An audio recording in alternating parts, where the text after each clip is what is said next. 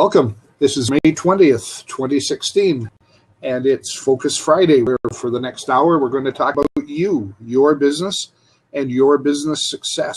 Comments, questions, issues, and critiques are always welcome. For those who may not know me, my name is Steve, and I'm known by many online as the WordPress Wizard. I've also been called the Coach's Coach and the Web Guy for Coaches. As a published author, WordPress instructor, and online presence developer, I earn my entire living right here on the web, mostly by helping others to do the same. I'm the founder of wizardsplace.com, and you can contact me through that site or by email, and I've just posted the links to each of those in the chat sidebar for your convenience.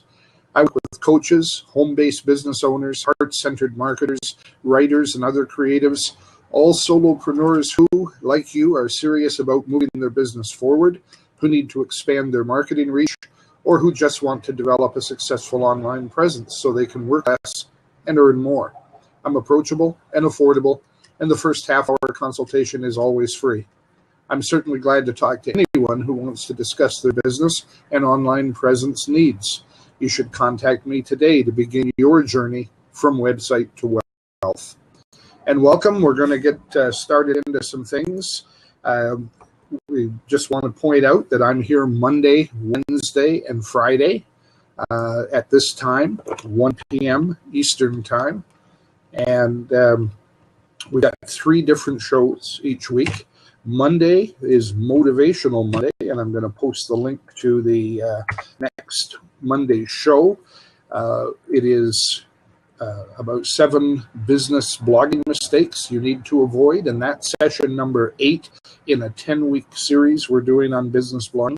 I think you're going to enjoy this one.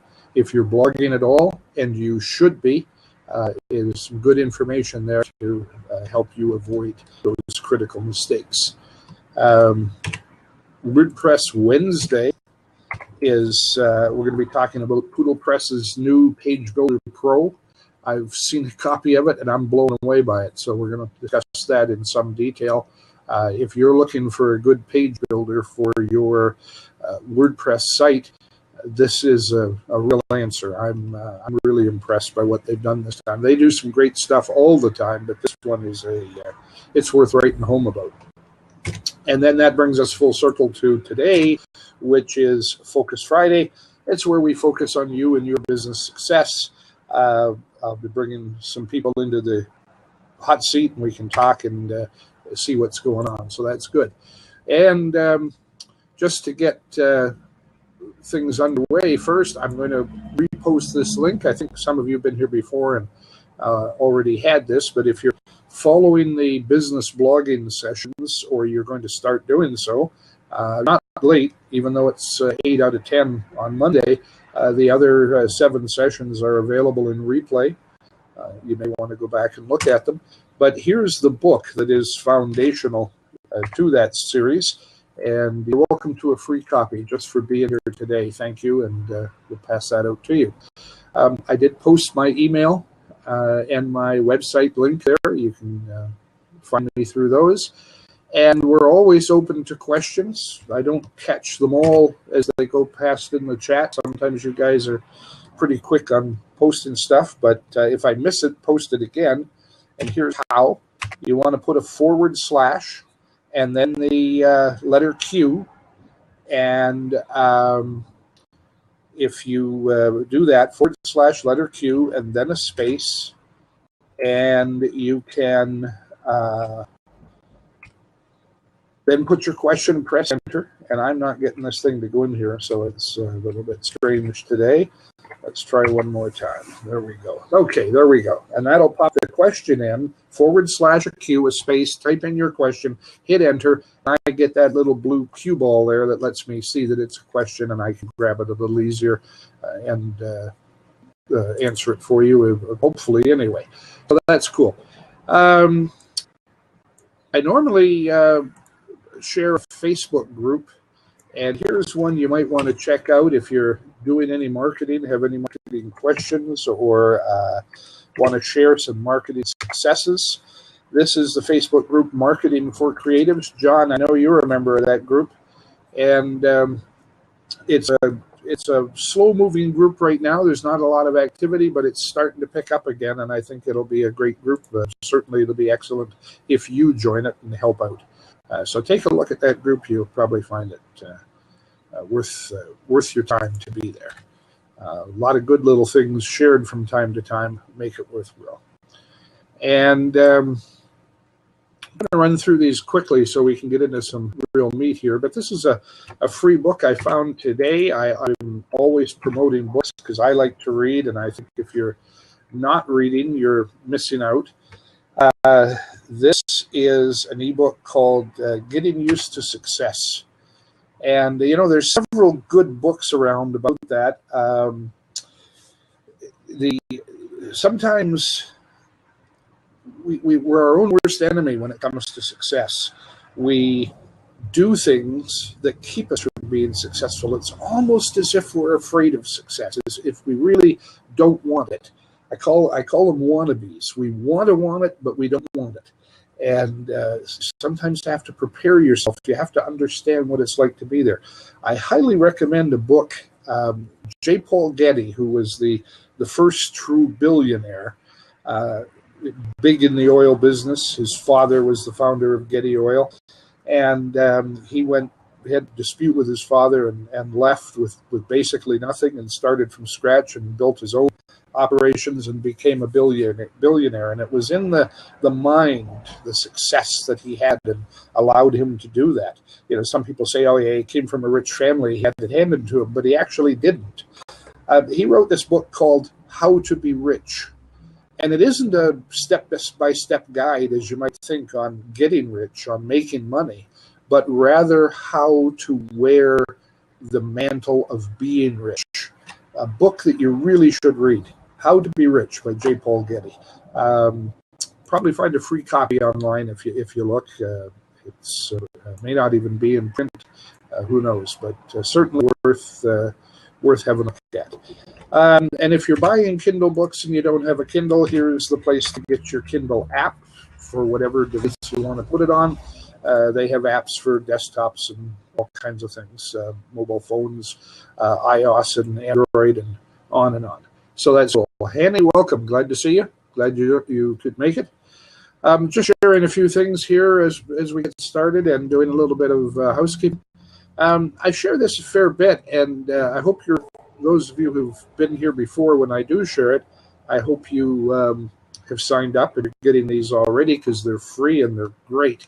This is Kathy Demers' Business Success Cafe, and that's what we're here today about, is talking about business success. Kathy shares a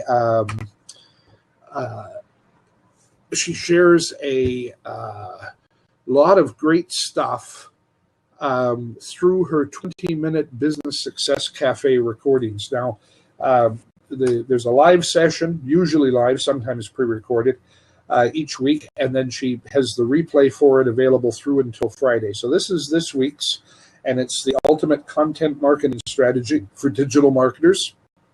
That should be of interest to some of us. And it is, she brings in guests, excellent guests, to share material quickly. There's usually a promo or a sell at the back end, but the material that's shared in the front end of it is excellent. They pack those 20 minutes with content.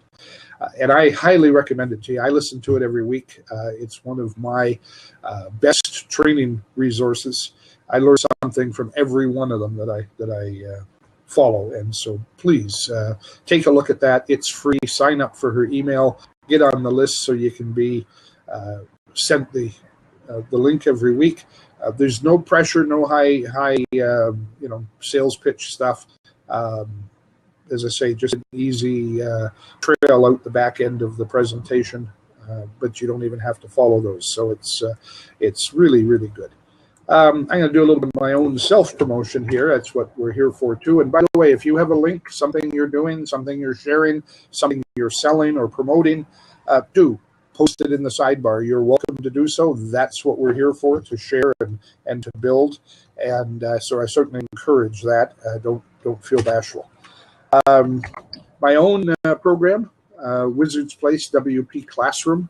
I see a couple of people here today are members of the classroom, and there's a front-end section on that when you sign up that provides a great selection of videos, and I'm just installing 2 new sets of videos in there that'll be available before this before this weekend is completed. I had a little delay on those this week. Had expected to actually have them in by Wednesday, but I've just got the second set of videos in today. So they'll be up there very soon. If you're a classroom member already, a student, you want to go to the classroom and sign in. The links will be on the classroom page. If you're not a member of the classroom, that link will take you to the sign-up form and the information about it. It is worth attending. We have weekly classes. This week's class, by the way, for those of you who are signed up, we didn't have. I was there, waited for 15 minutes, and nobody showed up. I usually do a video anyway while I'm there, but this week we were actually looking at some live material that I wasn't going to record, so we didn't proceed with it. But I'll be recording that over the weekend, so it will be in the class area starting next week. Welcome, Kim. Glad to have you with us. And the Frugal Web Guy, that's Michael Mann, just shared his link to web design training, and you might want to talk to Michael if you're looking for web design information. I believe it's mostly with WordPress, or entirely with WordPress. Definitely worth checking out. Michael is a pretty hard worker and shares some great stuff there, so it's cool. Coming up, I'll have definitive news for it next week, is Wizard's Place Content Creation Workshop. And that's a in-depth 90-day workshop, 100 individual lessons over 90 days, 20 bonus lessons, downloadable material, a lot of other things. If you're looking for methods, information, and ideas for content creation and content marketing, this is the definitive workshop on the subject. And I'll just share something that Ken Krell shared today in the Business Success Cafe, which I just mentioned earlier. He shared the facts that content marketing delivers 3 to 1 the results at 62% less cost compared to traditional marketing. 3 times the results, 62% less cost, content marketing. If you're not doing that, you've got to take a second look at what you're doing in your business. So those are pretty impressive numbers. 3 times the results, 62% less cost, and the Wizard's Place Content Creation Workshop will show you exactly how to do all that stuff. So there we go. And I want to open the seat, and Chuck, why don't you jump in first there? Catherine, I see you're here. If you've got something to share, want to jump in a seat too, feel free to do so. Anybody else, welcome. We've got 3 seats open, so we can get somebody in. But Chuck, go ahead. I see you're coming in here, so I'll go through these steps and get you in. Hey, Chuck, how you doing? Good, Steve. Thank you very much for having this great show on Friday. We were gone for a week. We went on a vacation for my birthday last weekend and got home and had some wonderful results I wanted to share using, of course, WordPress website plus a Facebook page. And, we publish a newspaper every week that's on the street in print, and we also duplicate the newspaper online with the website, which is a WordPress website. And we have a Facebook page for the newspaper. And what we do is as each article is put on the website, we feature that article on the Facebook page, which creates engagement locally. And I'd like to share that we did have an article which initially was very controversial, but it was factual. And what happened on a Facebook page of 3,000 people, we've had 55,000 reach and over 20,000 engagements and enough traffic generated to the website that we ran out of our 10 gig for the month bandwidth. So I had to double bandwidth last night to 20 gig. And again, it's all based on content. That's the issue here. It's content. I mean, obviously we're not selling anything, so this is not marketing per se of product, except we are marketing information. That's what we don't sell it because, you know, everything is free. The newspaper's free, website's free, obviously Facebook. So we're just sharing with the local community what's happening in our community. But the results were just phenomenal, and it was based on content produced on a regular basis in a very clear, concise, large type on the Facebook. We use a 18 font, 16 and 18, and we have a lot of pictures because people like pictures today. And, you know, so I just wanted to share that because, not speaking financially, I believe this is a huge success as a testimony to what content can do. And what other little trick? Chuck, Christopher's asking where you can see the newspaper. I'd certainly like to know too, if you want to post the link on the side there. And I want to put you on the spot in a moment if I can too. But I got to tell you, this is absolutely awesome. Those numbers are spectacular, and they're proof positive that if you do it ongoing, you do those things we've talked about, the 4 whys of success, where you do this good quality content over and over again on a regular basis, and you do it longer than your competition, it comes together. Now, it does take time. People who jump into this looking for instant gratification and give up by the end of the week, they're not going to make it. You've got to keep at it. But it just shows you the possible numbers that are out there, that you can build this huge following and become a leader, an influencer, the go-to person in your field. That's cool. So that's a given. Chuck, I see you posted the link. Thank you. That's awesome for us. And I want to put you on the spot if I can. You mentioned that the topic was controversial. Can you tell us what it was? Yeah, and in fact, on Facebook this morning, it is just skyrocketed because people are engaging on the Facebook, okay? Because anyway, there was an incident at a local high school that a mother posted her daughter's experience on her Facebook page. One of our reporters caught it, tried to contact the mother, but went to the police department and so on. So one of the articles in last week or this week's newspaper on Wednesday, it's the article, I can't remember, it's hoax. I believe it's Our Place. Hold on just a minute, I'll tell everybody if they go to the site. By the way, the site's had 15,928 visits in the last 30 days, page visits, excuse me. And this is for a local town newspaper of about 5,000 people. Let me get to the post. Bear with me, Steve. I'm slow, as you know. It's an age factor. Hold on. I'm not as adept on a computer as no problem. We're good to go here, and we'll yes, it's in the section. If anybody goes to the website, it is the article in the section called Our Place. Okay, just for reference, Our Place. Now, our reporter wrote an article based on the information that the mother had provided to her friends on Facebook, okay? And we've subsequently interviewed the police department and so on. But it was an incident that nobody knew about, in the fact that somebody made the statement, wear red and survive, on graduation day. The daughter who heard that was concerned. Do you understand what I mean by, because terror, all of the crappy problems we have. Okay, and again, this is local high school, and these are high school kids. Well, this thing the mother was upset because we published it. So that created a lot of tit for tat. We then duplicated her article on Facebook and showed that this is what she said. So we didn't make anything up. Do you understand? We didn't make up stories.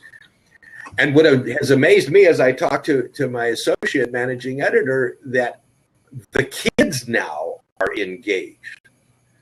Now, we know young people use social media, and we know young people go to websites, but some of the comments made on the Facebook page are very insightful by young people. In other words, they're not just crazy. You know, they're really thinking about this. Is it important to share information you hear over here? And who do you show it to? But see, it's interesting. The school is not happy that this hit the press. Okay? Because now people are saying, I'm not going to graduation. So it was controversial in the fact that it did impact people locally. Good, bad, or indifferent, it's not our job to decide whether this is good, bad, or indifferent. It's our job to report. Yeah. And, you know, this is the thing that happens. It's amazing to me how many people will post things on social media. And then if somebody talks about them or shares them, they get all upset. You know, that's what social media is all about. It's not, and if you read the terms of service of most of the social media structures, even here on Blab, as to what is allowable and, you know, whether you still own your content or not, but even if you still own it, still own the copyright on it, you are granting a license to the social media site to use it and redistribute it, in most cases for the people that use the social media to use it and redistribute it. So you have, you know, you before you jump into an argument about this is my stuff, I need to read these terms of service, and it is really pretty surprising, you know, what people don't know. I will just make a point because it kind of brings up to mind on another area, but it's loosely connected. I was listening to a blab this week on copyright, and there was a copyright. Well, he's not actually a copyright lawyer; he's a lawyer. He was a lawyer on, and he has done some copyright law, but he's not a not a specialist. A guy who focuses, specialist on copyright. But there were some things that were kind of left hanging in the presentation that I don't think they were deliberately said that way or meant that way, but they certainly conveyed or left open the conveyance of some things that are a problem. And copyright is a very interesting area. And I'm not a lawyer of any kind. I'm not a copyright lawyer. I've worked with lawyers a lot. I haven't played one on TV yet, but I've worked with a lot of lawyers. And I have researched copyright information. I recommend that if you're interested in copyright, you go to copyright.gov, which is the U.S. copyright website. A lot of good information there, worth digging through to get the facts. There's a couple of other good legal associations that post law interpretations on copyright. So that's worth looking at as well if you do a Google search.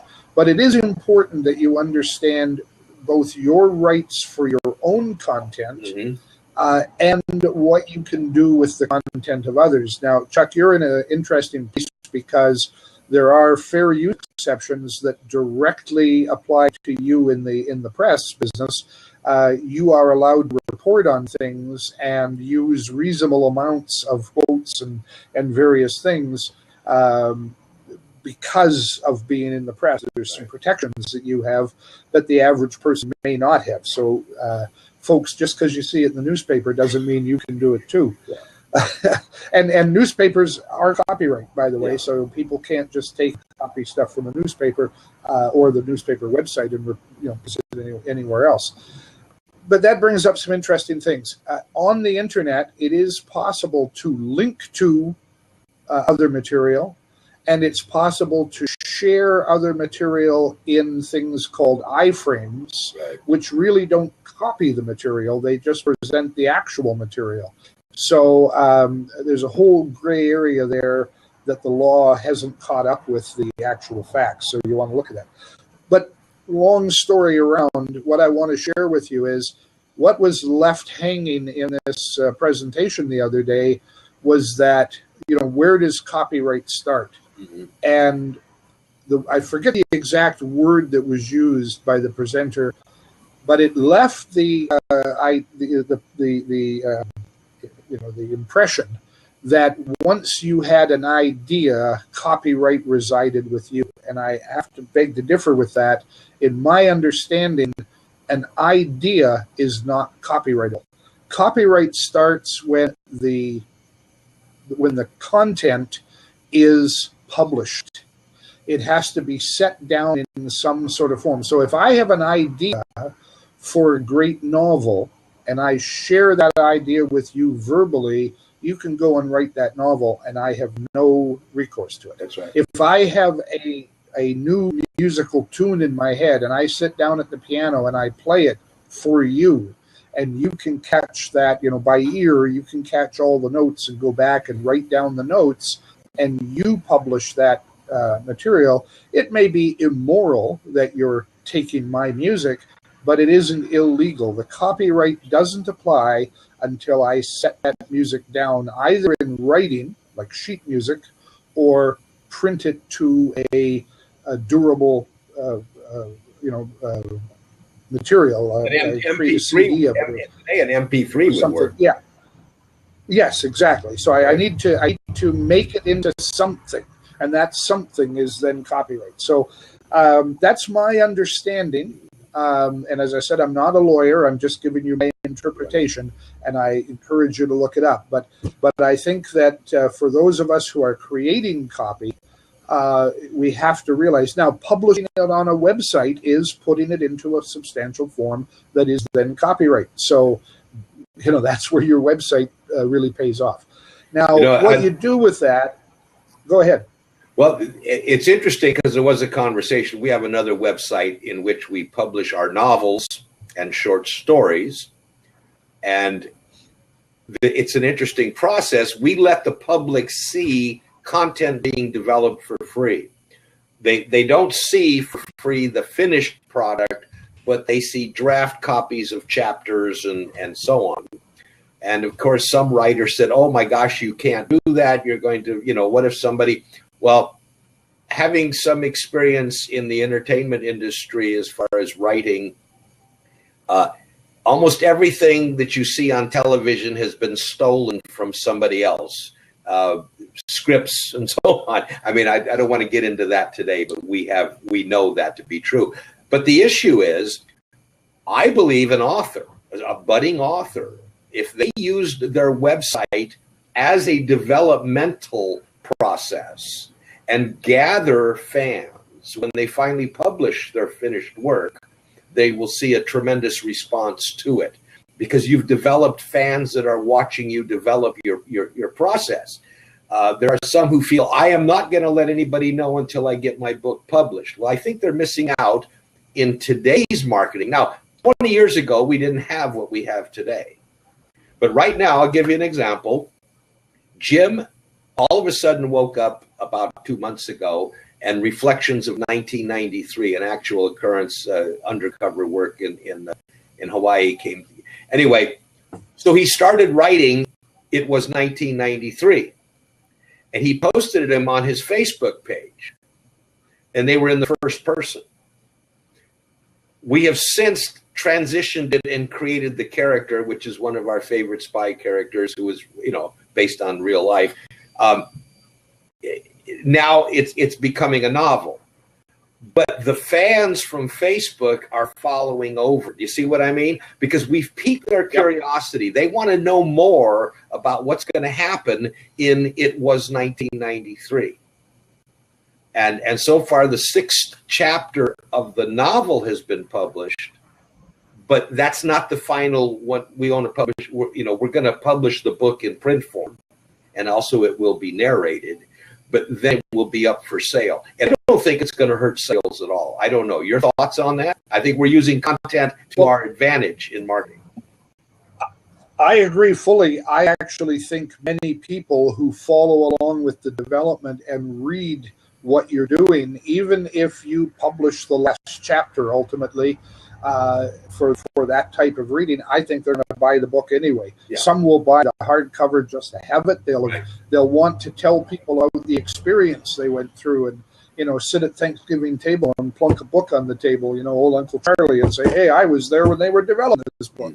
The other people will buy a Kindle version if you put it in that format, or the Audible version, because they were a part of that process. That's the beauty of content marketing. It gives you an amazing involvement. And again, remember that an idea is not copyrighted. You talked about the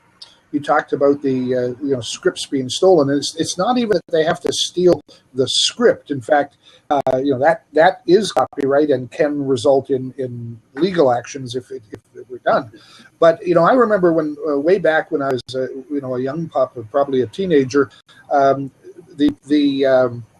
the disaster movies, the first ones were coming out, and there was one called Towering Inferno. Right. And it was a book first, and then it was a movie, big movie, Towering Inferno, Lorne Greene and a bunch of other big actors of the day. And it was one of the first really big, aggressive disaster movies about a big tower that caught, big office tower that caught fire, and the efforts to save the people and so on. Anyway, very shortly thereafter, another movie came out called Glass Inferno. Towering, or perhaps Glass Tower, I'm not sure, but it was another movie that was similar, the same premise anyway, a big tower office building catching fire and fighting to get the people out, and it was a little heavier on the original one, Towering Inferno. Different top stars were in there. That made the movie big. It was a Quinn Martin production, probably, and big operation. The knockoff wasn't so big, didn't have the bill of actors in it, but it had more special effects. They really went heavy on the special effects, and that was their claim to fame. But the concepts were the same, and they came out within months of each other. So you might say, well, that one's a ripoff of the other. They can't do that. They stole the idea. You don't steal an idea. Ideas are open and they're there. Catherine shared that copyright applies when she writes it, and that's absolutely true. When you set it down in solid form of some kind, in more than just the thinking of it, then the copyright applies to you automatically. You don't have to register a copyright either for it to apply. Under the latest copyright convention, you used to have to register copyrights, but now automatically the copyright inures to you if you write it, if you make it. It's there. But there are some things you can't copyright. You can't copyright a title. You can trademark a title, but you can't copyright a title. And so I can write a book called War and Peace. That's okay. But if I use large blocks of text from the original, then I'm breaking copyright. So that's a problem. The other thing is that you do have to register a copyright in order to take action in court. However, it's been said by some people, yeah, but if you don't have your copyright registered and somebody steals it, then you can't go to court because the stealing occurred before the copyright was registered. Not true. If you have your work stolen, you can then go to a copyright lawyer. You can go through the process of registering your copyright, and you can take action in court after the fact of registering your copyright. It is a formality for that. It's a good idea to register a copyright if you have something of real value. You don't need to do it for a blog post, but you certainly want to consider it for a novel, for example, if you publish it. It's not expensive and it's not overly difficult. It's certainly worth doing. But I think that all of that aspect of content marketing. There's another area that comes into there too, and this sort of applies to what you're talking about, Chuck, and that's content curation. Another whole area that's big. But I had this thought, this analogy today that was shared with me, and so I'll share it with you. If you think about a museum, the curator of the museum didn't create all that stuff that's on display, but he or she assembled it, brought it together, displayed it in a way, chose the things to be together and shared in the way they're put there. The displays, probably art directors and other people involved in big museums, but the curator is the last word on how all that stuff goes together. So you can curate information that other people produce. Now, you have to think and understand that material is copyright, and we're into a little difference here than somebody actually owning or borrowing, if things are loaned to museums, material with, that they have the rights to. But in content curation, you want to get permission for some things if you're taking whole blocks of content that you're going to set up and share. But you can do them in other ways where you can, put them in an iframe or link to the material, and you can provide access to that material. You can become the resource where certain types of content are going to be found. And if you have the skill to pick out that material. So, Chuck, your newspaper, by putting those articles on your website, you've built what used to be called in your industry a morgue.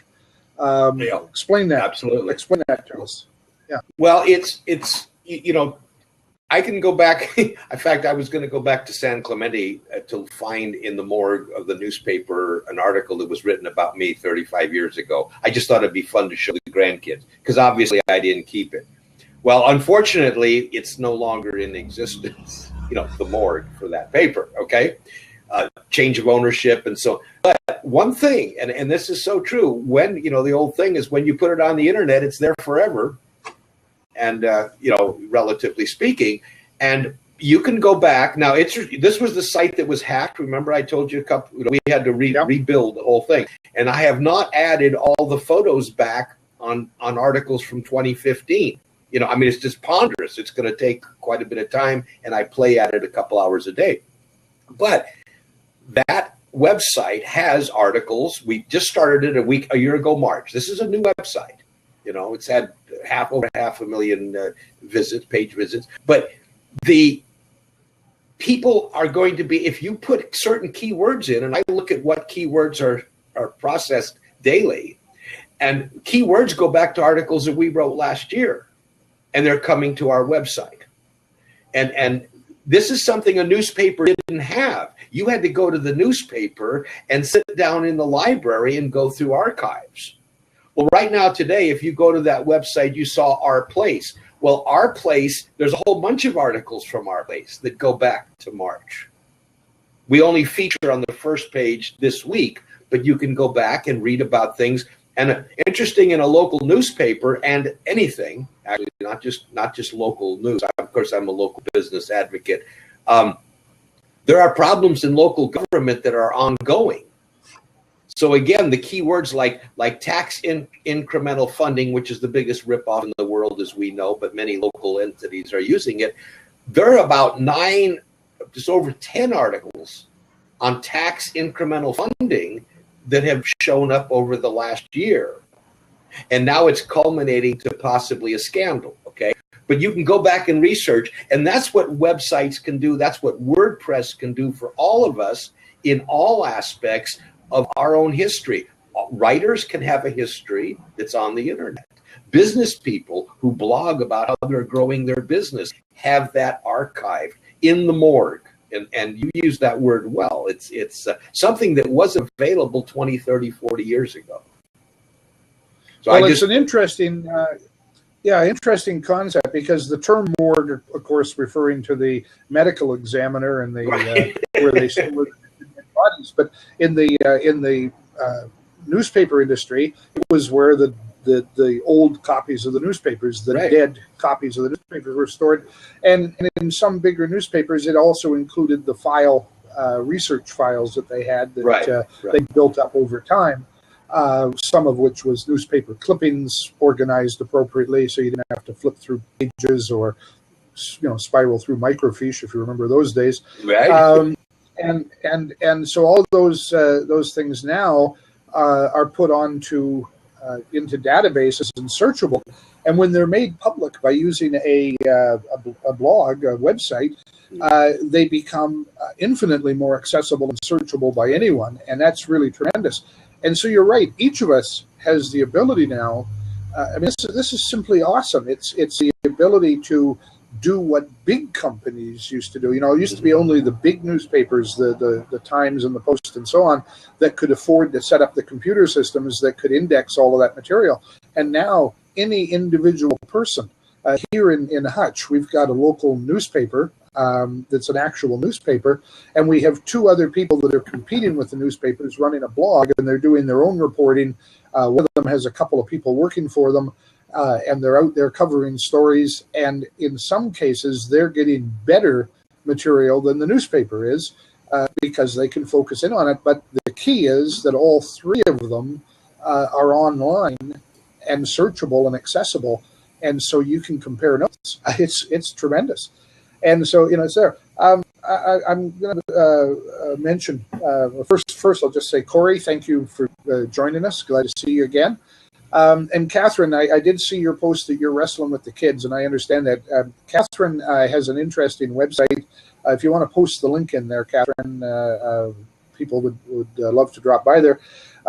But she also homeschools, and man, that's an honorable profession. Right. Teaching is an honorable profession, but when you do it at home and have to, you don't quite have the leverage that teachers seem to do in the classroom. So good for you for doing that. But Catherine has started blogging on her website. I think she's 5 or 6 blog posts in now to what looks like it's going to be a daily post. And I've dropped in to have a look at the posts, and I got to tell you, Catherine, I get motivated by them, and I'm a pretty motivated guy.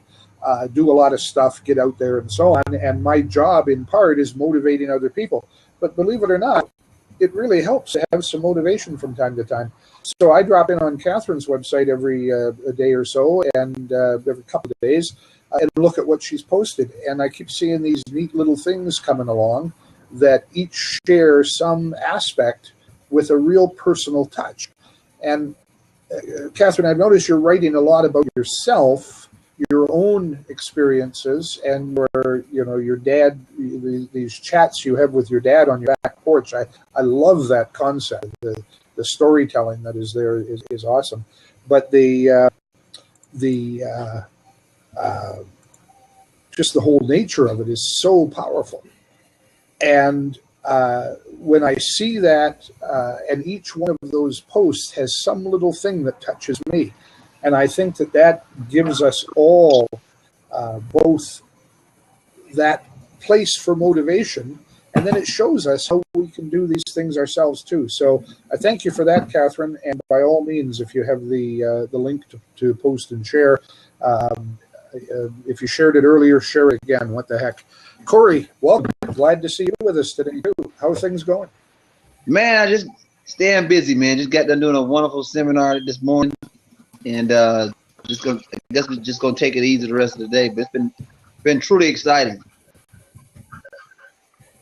Corey, have you met? No, sir. What's going on, Chuck? Hi, Corey. How you doing? I'm making plenty of money to get some help. Well, that's interesting. I have never in 73 years ever woke up any day thinking about making money. I've always done what I enjoy doing, and I've never had to worry about making money because it absolutely chases you down the block. So that's one thing I've not ever had to consider, is making money, because it's kind of so easy that it just happens that anyone who does what they enjoy doing is going to have their goals met financially. So that's my silly opinion of life, and it's worked well I started when I was about 12 years old, and it's worked well ever since. But you're doing well, I take it.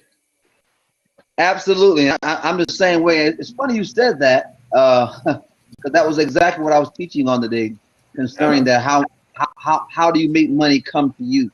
And some people don't understand that, but I went into some serious deep stuff to show them how it come to them, and they said, "Wow, that's how it works."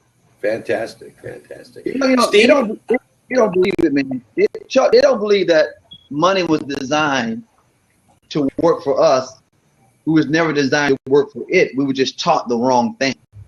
And right. you well, look like there's a reason for that. Just think about it. If I imbue into your mindset that which you just said, I have a much easier way to control you. The most dangerous person in the world is a person who's independent, can think independently, and is financially independent. They can't be touched. Okay, so if I can teach you in school that geez, you have to do this, you have to do that, and I have a better chance of overpowering and dominating your life and being in control of your life. I grew up in South Chicago, and we left there because that type of attitude was becoming pervasive. Okay, we're going to take care of you. If I'm going to be taken care of, I have little chance of breaking loose myself and doing that which I want to do. So you're on the right track, and the more you can share your blog, I'm sure you're following Steve's advice on a lot of this stuff, and you're letting it known, your webinars. Now, do you put your webinars on your blog also? Yes, I'm starting to do that now, yes. Okay, both audio and video, or just audio? All video. Okay, can I also, just quick suggestion, sorry, Steve, but all of the content I've created since I've been online is not, well, video, not all things, but I make sure that anything I do audio is permanently morgued. It was almost anything I had 2 talk shows for 10 years. People are still listening to those talk shows, even though they've been off air for 2 years. And they're on iTunes, and they're on the platform that we created years ago for that live call-in talk show. So MP3 files, even the MP3 file from Blab, is just as powerful as the video, if not more powerful, because if you have a collection like Steve's collection audio, somebody can put on a CD, or he can put it on a CD, and they can listen to it on their way to Vegas, because that's all we did on our, 900 mile drive last Thursday to Vegas. I listened to things of other people that were on the internet, but they were smart enough to make MP3s of their content. So repurposing the content, Steve, right? Repurposing your blog articles. If you have the opportunity to put the video and the MP3, just the audio, available, and if you instruct, we talk about calls to action, and sometimes calls to action are sharing instructions with people. And so if you instruct your visitors that it's okay to download a copy of the MP3 for their own use, you're not giving up copyright in doing that. You still retain the copyright. You're basically licensing them to take a copy for themselves, not to put it on their website and share it with everybody else or use it commercially or any other such thing, but to take a copy for them to listen. That audio file then is much smaller, quicker to download, easy to put on, as Chuck says, to a CD or into a MP3 player. People still have iPods. Or on your cell phone, you just have it with you, and then you can listen to it wherever you are. And so that is a first step in repurposing video, and it is a powerful marketing tool. You can share so much in that method with MP3s because they're just so easy. You can cut the MP3 out of almost any video. Using something like Camtasia or whatever, you can save the soundtrack as an MP3. If you're using Zoom, one particular commercial product for your webinars or classrooms, when you create the video, when you record that session and then afterwards, Zoom sends you both the MP3, the new format, escapes me right now, but also the new format for web play, and the MP4 video, all pre-done and ready to go. So that's kind of a nice touch with that. It saves you the work. But again, it is powerful stuff. And I've noticed there's quite a conversation going on in the chat bar. I'm not keeping up with it because I'm talking or listening to here.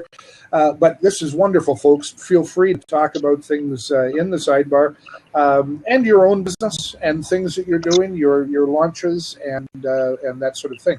If anybody else wants to jump into a fourth seat, feel free to do so. Lots of great discussion going on here today.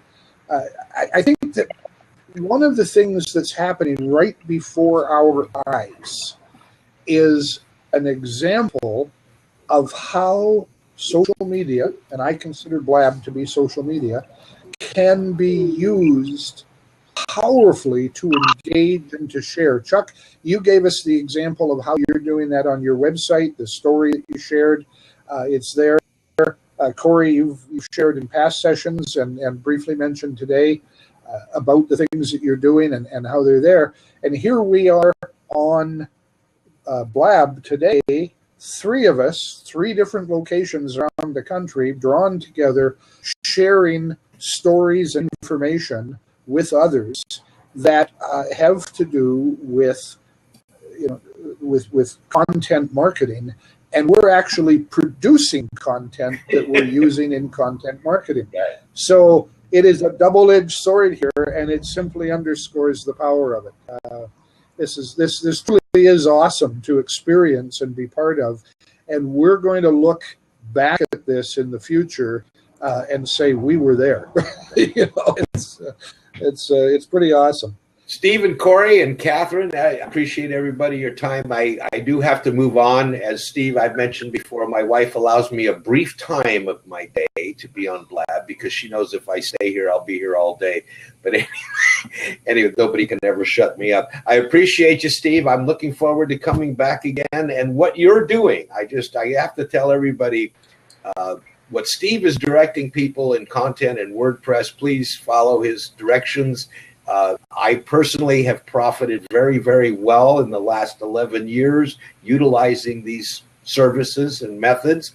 Of course, I don't look forward. It's just something that happens. We had a network blog, real quick. We had a network blog system that we introduced about 8 years ago. We're not into it anymore. But those people that joined us, we set up a blog on gardening, small plot gardening. And we set up their WordPress sites, worked with them. It was a one-on-one. It was through one of our talk shows also. And everybody within a week had income coming in from their blogs, okay? Now, this is what I can't understand. Guess what happened? People lost interest in keeping their blogs up. And yet, the first week, they made profit. Okay, I could never understand that. Is it? I mean, the system, we don't use it anyway. We're not marketing it, okay? But it was so low cost.Maybe that was the problem. It cost very little to have this done. And what we did is we proved that the domain name, I small plot gardens /yield, you were small plot gardens /raised beds, and Corey was small plot gardens /tomatoes, okay? Well, our Alexa rank was up to 250,000 within a matter of 2 or 3 weeks. We were up there. And people were reading the blogs and clicking on the ads on the side to buy garden products. And those people were receiving income, and everybody lost interest. Now, you explain that to me. They lost interest in it. What was wrong? Yeah, it's sometimes, and I've discovered this, I've experimented both ways, and I have discovered having skin in the game is important. And, I give away a lot of stuff. Right. And some people, the smart people who recognize what I'm giving away, and I got to qualify that. A, I don't know everything, and, I hate to disappoint you. And B, what I share isn't the only way, and it may not work for you. Okay, that's the key here. Is we have different methodologies, different approaches, and we'll fine tune things. What I do know, absolutely, is that what I share works. Now, whether you can make it work for you is up to you. I'll gladly help you, and I'm glad to give that stuff away. But I have found that a lot of stuff that I set up to give away doesn't get taken by very many people. A few smart people come in, take it, apply it, and almost everybody who applies what I give away comes back to me at some point and says, "Hey, Steve, thanks. That really worked out well." I get a lot of good feedback on it. But I'm often a little disappointed by the limited number of people that take advantage of it. Then I put a price tag on it, sell a course, sell a webinar, whatever, and I get people taking it.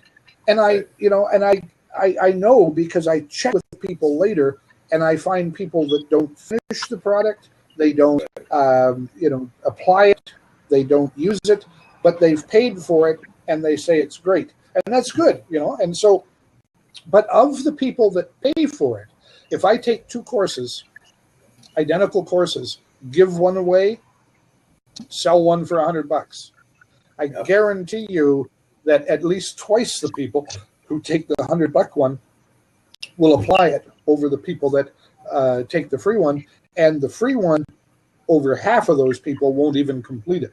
Right. So, it shows guts in the game. It works, and some I look at these gurus that are out there charging $2,000 and $5,000 for a program, and I know the guy and I know the program. I've worked with them and I've seen the stuff. I've got some of their stuff on my shelf, and it's like those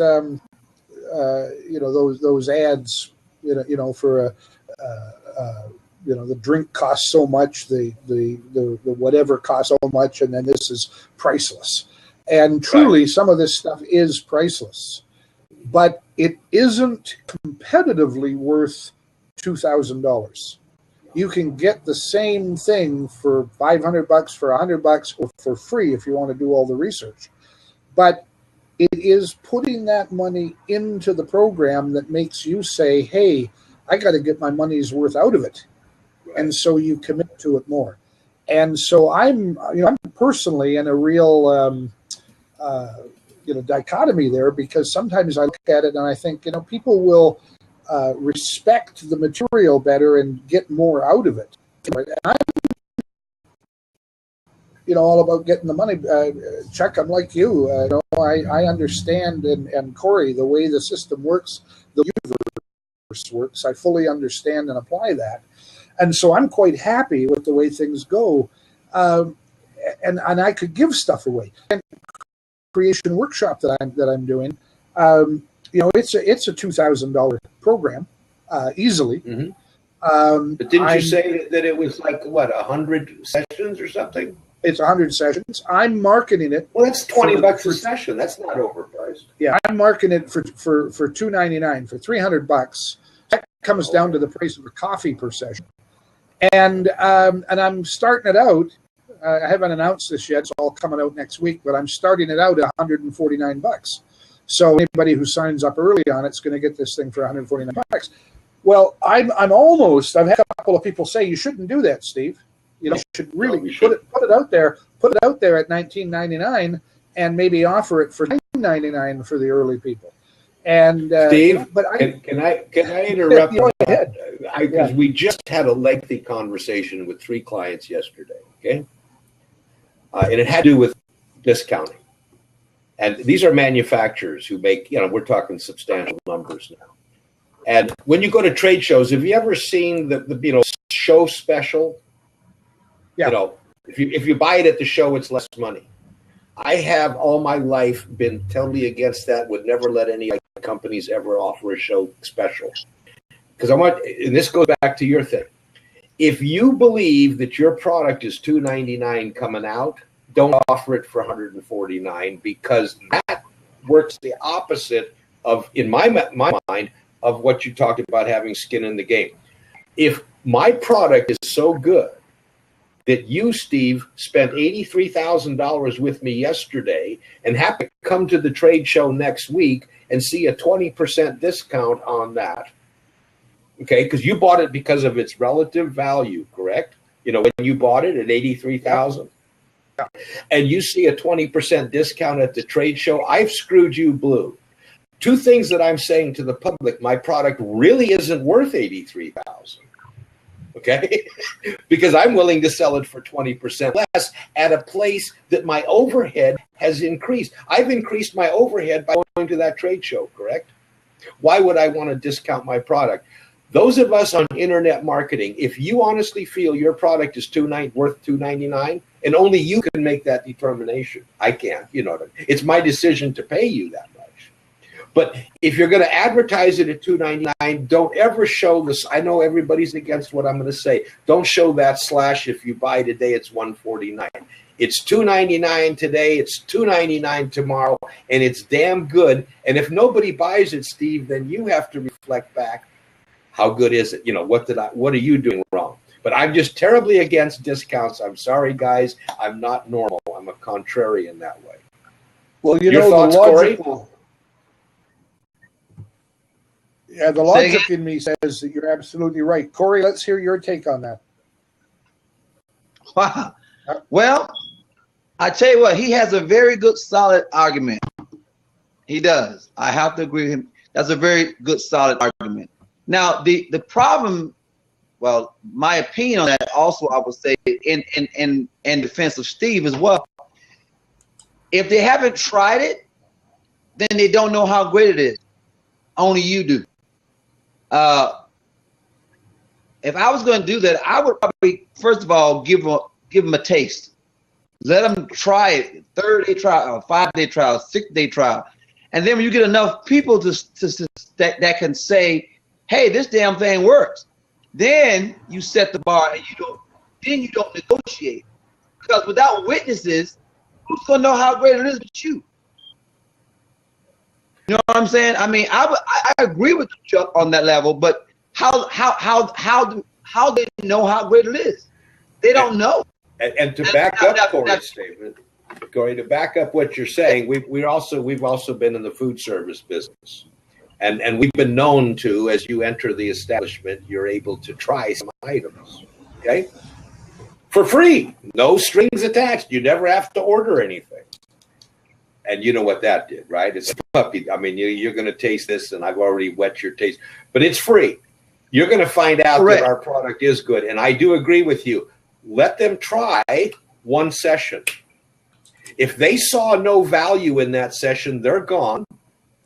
Big deal. There's somebody else going to take their place. But again, Steve, saying $2.99 and then slash $149 today. Think about it, Steve. I got to go. My wife's going to shoot me, and we've been married too long, and I've got too many bullet holes already, and I don't need any more. Thank you guys very much. We'll talk to you later. Bye-bye. Thank you, Chuck, and honor your wife. It's one of the best things you can ever do. Awesome. Yeah, great. All of that's appreciated too, because my nature is to give it away. At some point, you've got to put something together that you offer and sell and produce some business. Unless you're absolutely independently wealthy and don't need any further income. That's the whole thing here that. In dealing, it's interesting to see the different opinions, both shared here, Corey and Chuck, and then in the sidebar, the people that are talking. Some really interesting material going here, and thank you guys for putting that in there. The area in content marketing, especially, that's happening. There's so much today. So much new content. It's impossible. There was a wag one time that set up a website, and he labeled it the end of the internet. You can Google it, and you'll still find the original one, and there's a whole bunch of knockoffs. But he labeled his site the end of the internet, and he said, "That's it. You can shut your computer off now. You reach the end of the internet. There is no more." Interesting little idea and thought. Of course, the internet is infinite. We can keep adding to it. It isn't infinite in size now, but it has infinite possibilities, infinite growth, and we can keep adding to it. But the amount of data that is there now is staggering. And forget whether it's good, it's bad, it's legit, it's phony, it's right, it's wrong. Forget about judgments. Just the amount of data, of information that we would have to go through. Look at a good website. Corey, one of your websites I had to look at, lots and lots of information. I've just taken a quick look as we've been talking at Chuck's website, and lots of information. Go to Wizard's Place, and I'm adding information there, and my people are adding information there, every day. It's growing, and the menu structure is changing. The amount of information, good information, is staggering if you can filter it out from the bad information. So it's not just about producing content, more content, because you're just another, cog in the wheel if you do that. It's about producing good content, targeted content that reaches your market. But even more than that, don't think in terms of reaching your market. Think in terms of your market reaching you. That's the focus today that's got to be different. And when you do that, then you realize that if that's going to happen, if that's your goal, and if that's going to happen, you have to have something there for your content. In content, you have to have something there for your market to come to. It's why I was so pleased to see what Catherine was doing on her website. She's doing these regular posts. I don't know whether she's picked that up from here or was planning to do that all along. I haven't talked to her about it since I've seen the post, but I was actually hoping she was going to be available to come in the seat today. But that is an absolute powerful example of creating material. Now she's got 5 or 6 new posts up there since she started doing this. She's had her blog for much longer, but it was intermittent in her posting. She seems to have picked up on the idea of regular posting, and she started it, and she's doing it impressively. I hope she can keep it up with it, and there's other avenues to pursue in order to do that.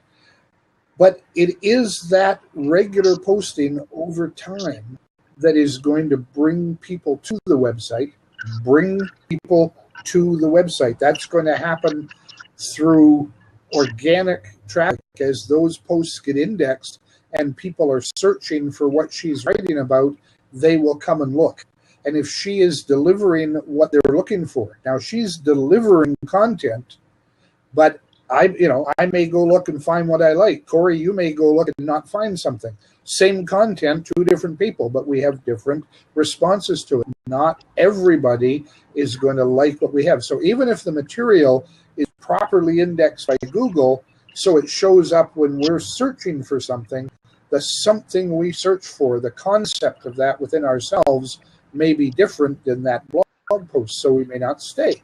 That's okay. People come and they go. But if there's enough people coming in because the indexing is good enough and the mass of content is big enough that it shows up in a variety of searches, the volume of organic traffic means that some people are going to become regulars and come back. And you want those people one at a time. You add to it, the list builds over time. And so in 3 months, 6 months, a year, the numbers are there that you can't help but have success. So, that's the kind of thing. And out of those people that come over that period of time, now she's a coach. The word she uses has to do with hope. A hopesmith, like a wordsmith, only a hopesmith is what she calls herself. And I love that concept. It's a beautiful, unique concept that is easily brandable. And out of the people that come, there are going to be people who are looking to have hope. They want to embrace hope, and they need help to find it, and she will serve them well. So, that's cool. And each of us can do that kind of thing. So, Cindy, I noticed that you posted your link to your show today, and somebody that you have speaking. Cindy has found a vehicle that works for her, and she does the radio show, and she's got a following, and people come and people go, and she develops her show with people. I do these 3 shows weekly here, and people come and go, and some stay and come back, and those are the good things that happen. Corey, you've built an association that has amazing membership, And you've done it by making that available and providing what people are looking for. I had a look at your site, and you're providing what people need, not only what they're looking for, but what they need. You're delivering. And so, again, the content is working for you, and that becomes content marketing in the way that you're doing it. Powerful, powerful stuff. So, we really need to put that all together and have that happen. Google has indexed 200 terabytes of data. Well, I got to tell you, the terabyte number used to kind of boggle my mind. I'm sitting here in a computer. I've got about 500 gigabyte drive inside the computer that it came with, and I've got 3 external USB drives sitting here on my shelf, and there is a 1 terabyte, a 3 terabyte, and a 5 terabyte. So I have 9.5 terabytes of data. They're all just about full too. Every time I buy a drive, it seems like I buy the next bigger one, and it fills up right away. But all of those drives, 9.5 terabytes. I've got a few gigabytes free. Maybe overall, I've maybe got 300-400 gigabytes free. And I remember when I got my first 1 gigabyte drive, it was huge. I figured I'd never fill the sucker, and now I'm filling 5 terabyte drives. So the amount of data, there's no possible way. Be honest, there's no possible way I can ever go back and use all the data that I have right here on my own computer. Think about that. There's just no possible way. I use the terminology commonly with my Kindle. I say that I'm either supremely arrogant or extremely confident, one or the other, because I've got 3,200 books on here, give or take. Probably pushing closer to 3,300. I seem to pick them up every day, but I've got 3,200 books yet to read. Now, a lot of those are small, what I would call almost reports that I can sit and read in half an hour. But do the math. If on average, there's some novels on here too and other things, do the math. If I'm going to read all of these, and let's say they're an hour to read each one, that's 3,200 hours. Do I have 3,200 hours to spare left? That's about almost 10 years of nothing but reading. No, 3,200 hours. It's about 6 months. So, but 6 months of doing nothing but reading. I'm actually a little more encouraged than I was before. But it's a lot. But that's nothing. 24/7 reading for 6 months to go through all of that. That's phenomenal. In less than the physical space of a single printed book. It is just amazing to be able to do that kind of stuff. And things that we have available to us today to be able to make all this happen, we're absolutely missing the boat if we're not making it happen. There was some trouble with Blab here again on Wednesday. A lot of Blabs weren't working. People didn't get in. My own Blab got broken and canceled, and I had to restart. And as a result, some of you couldn't find us. A few of you persisted and made it through. And so since then, for the last 2 days, in a number of forums and groups I'm in, a lot of people have been complaining about Blab and how terrible it is. Are there any alternatives? What can we do? Where can we go? Oh my gosh. Well, hey, I'm back here today. I think Blab is the best thing since sliced bread. And it may not survive or it may survive, but you know what? I don't use MySpace anymore or Angel Fire anymore either. Things change and we adapt and go forward. But for now, I don't know of anything that's any better than Blab. I've looked at a lot of them. I just signed up for a new one yesterday to check it out because I need to know to talk to my clients. And so, I've looked at those things. Anyway, we're well over the hour here again. We do Blab when we get on Blab. Corey, thank you so much for being with me. It's always good to see you. And folks, if you haven't met Corey, interacted directly with him, check him out. Corey, post your link in again here just before we go so people can grab it for convenience. Corey does some wonderful things with business development, and his big deal right now is gold. Tell us just briefly, we'll do another 30 seconds here. Corey, tell us just briefly what you're doing with gold. Well, I'm basically teaching people how to take their paper currency, which is pretty soon going to be obsolete, and moving it over into the gold currency. And we're actually allowing them to do that right now for free.